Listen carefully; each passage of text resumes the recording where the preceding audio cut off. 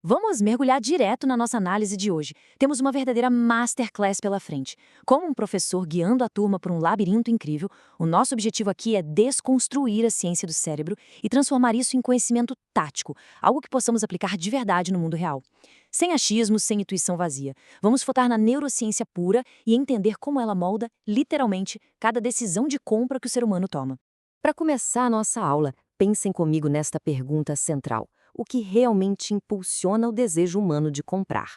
Historicamente, a gente sempre achou que era lógica, o custo-benefício ou até aquela necessidade prática do dia a dia, não é?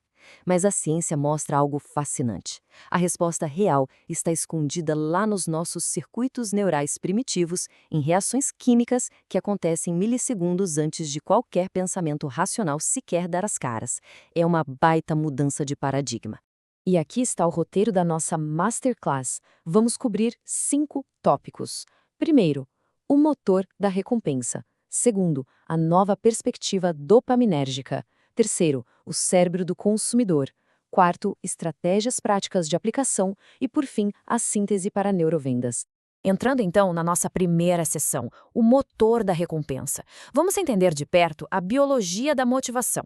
Certo, precisamos dominar esse conceito básico primeiro, a via mesolímbica. De forma bem simples, imaginem isso como o circuito elétrico de toda a nossa motivação. Esse circuito conecta uma região super profunda do cérebro, chamada área tegmentar ventral, ou VTE, direto ao núcleo accumbens. Essa conexão é a infraestrutura exata, a via expressa biológica que o nosso cérebro usa para antecipar algo muito bom e nos fazer agir para conquistar aquilo.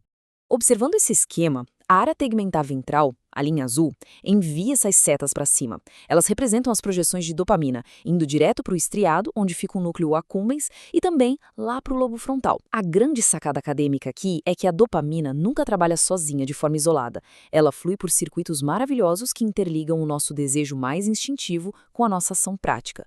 O cérebro avalia, sente a motivação ferver e, na sequência, planeja a ação. Tudo perfeitamente integrado. O que nos leva à seção 2, a nova perspectiva dopaminérgica, onde vamos repensar de vez a famosa substância do prazer. Aqui, nós precisamos destruir um mito colossal no mercado. Durante décadas, quase todo mundo achava que a dopamina era apenas a química do prazer final. Aquela que é liberada quando finalmente colocamos as mãos naquilo que tanto queremos. Mas a realidade, que já foi incansavelmente documentada por pesquisadores brilhantes como Robert Sapolsky, vira isso de cabeça para baixo. A dopamina é, na verdade, o motor da antecipação. Ela dispara pela expectativa do ganho e não pelo prêmio em si. Ela é o puro combustível que nos faz buscar o alvo. E pensem bem, na nossa biologia primitiva, o ápice do prazer não está em simplesmente abrir a caixa no fim da trilha. O pico de energia e excitação acontece justamente durante a caminhada, nos passos que damos imaginando o que está por vir. É essa expectativa que mantém o cérebro ligado e engajado a continuar avançando. O prazer está, literalmente, no percurso. Avançando agora para a seção 3, o cérebro do consumidor. Vamos analisar como os sinais neurais da compra aparecem. Vejam só essas imagens de ressonância magnética. Prestem atenção nas áreas iluminadas em roxo. Esse é o nosso núcleo accumbens reagindo em tempo real. Os cientistas descobriram que só de olhar para produtos visualmente ou conceptualmente atraentes, essa região já acende como uma árvore de Natal. Percebem o que isso significa? Não precisa efetivar a compra para sentir o estímulo. O simples fato de ser exposto de forma bem-sucedida a uma oferta legal já dispara o centro de recompensa do cérebro. E para deixar isso com um embasamento acadêmico inquestionável, leiam comigo esta citação de um estudo clássico do Knudsen de 2007. Ele conclui que a intensidade da ativação do núcleo accumbens é preditiva da probabilidade de compra. Parem para pensar no peso disso. Os sinais neurais de recompensa acontecem antes da decisão que nós podemos observar. Isso prova que o desejo de comprar não é uma ideia passageira, é uma urgência biológica e totalmente mensurável. O cérebro prevê a ação de abrir a carteira antes mesmo da pessoa ter plena consciência do que vai fazer. Mas, claro, como estudiosos rigorosos do comportamento, precisamos olhar para o ciclo completo. Martin Lindstrom adverte sobre algo muito comum, a queda pós-compra. Pensem comigo, se a dopamina é sobre a caçada, a antecipação e a expectativa, o que acontece quando a caça termina e o produto finalmente é nosso? Os níveis de dopamina simplesmente despencam. Essa redução neuroquímica súbita explica por que muitas vezes bate aquele leve vazio, uma frustração ou clássico arrependimento logo após passar o cartão. O processo de compra definitivamente não morre no caixa. É um ciclo neurocomportamental muito mais profundo. E agora chegamos ao coração da nossa aula, a seção 4, Estratégias Práticas de Aplicação. É a hora de traduzir toda essa neurociência complexa para o universo das vendas. Mapeando o nosso plano de ação, temos aqui 5 estratégias dopaminérgicas altamente acionáveis. 1. A força da antecipação. 2. O reforço intermitente. 3. A lacuna de informação. 4. O fator surpresa. E 5. O gradiente de meta. Este vai ser o nosso guia prático para reestruturar qualquer tipo de comunicação persuasiva daqui para frente. Começando pela estratégia número 1, a antecipação. Baseado em tudo o que vimos sobre a dopamina ser a química da expectativa, o erro mais comum em campanhas é entregar tudo de uma vez. Como Pereira ensina, nós não devemos esgotar a informação no momento da oferta. Precisamos construir uma narrativa. Revelar os detalhes gradualmente faz com que o público imagine a recompensa futura, recrutando ativamente o sistema dopaminérgico deles dias ou até semanas antes da compra real acontecer. Isso nos conecta de forma brilhante à estratégia 2, o poder do talvez. Observem essas 3 portas. Elas ilustram uma descoberta genial do Sapolsky. Acontece que recompensas variáveis ou incertas geram muito mais dopamina do que recompensas 100% garantidas. Ter um benefício surpresa, um sorteio ou uma condição especial que pode ou não estar atrás daquela porta, essa incerteza controlada prende a nossa atenção de um jeito magnético.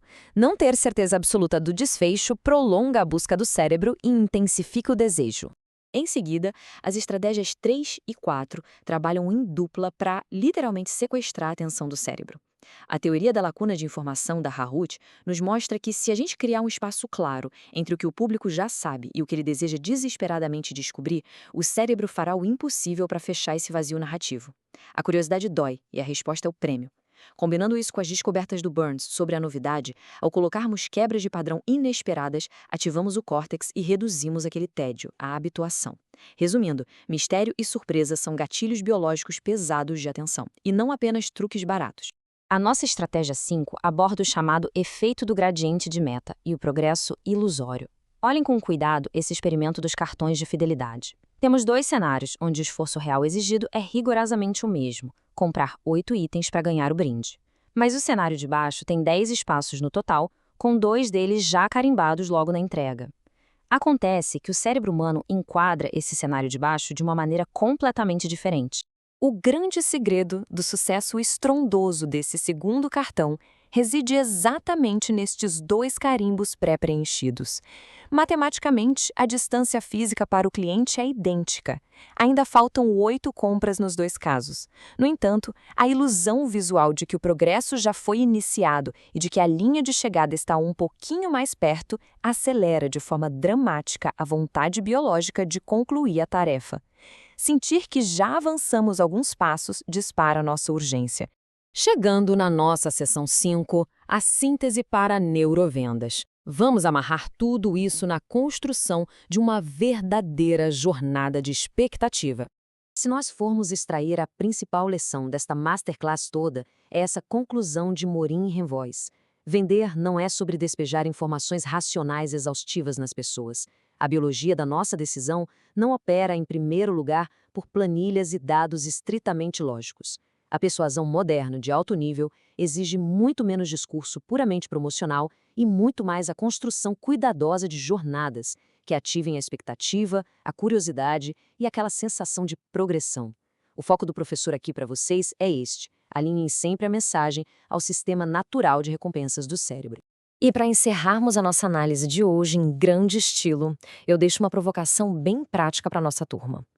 Sabendo que a dopamina é, na verdade, o motor da busca e não o prêmio final em si, a grande pergunta que fica é: como a próxima campanha, ou o próximo projeto de vocês, será estruturada para desencadear uma verdadeira antecipação, em vez de só listar de forma tediosa o que um produto faz?